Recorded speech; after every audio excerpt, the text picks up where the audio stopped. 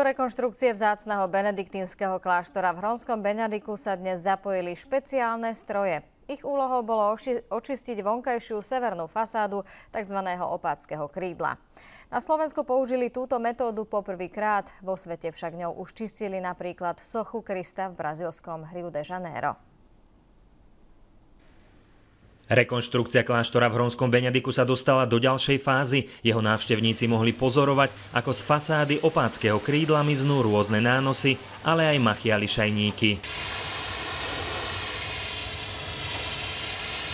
Ak by sa to robilo ručne, trvalo by to veľmi dlho a nebolo by to efektívne. Pomocou špeciálnych strojov to však odborníci zvládnu za jeden deň a je to oveľa kvalitnejšie. Vyberali sme z viacerých projektov.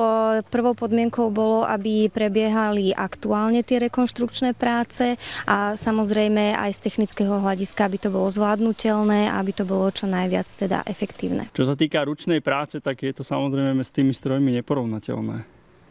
Tie stroje značne uľahčujú prácu a urýchľujú rekonštrukciu. Práce sa robia po dohode a pod dohľadom pamiatkárov, hoci sa kláštor viackrát prestavoval. Cieľom reštaurátorov je dostať fasádu do podoby z 19.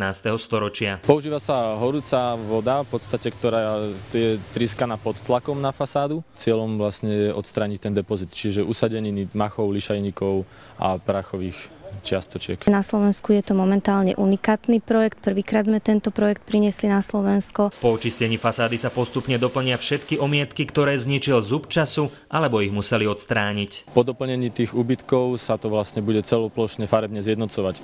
Čiže tá fasáda, ktorá bude teraz očistená, bude potom neskôr upravená farebne zjednotená.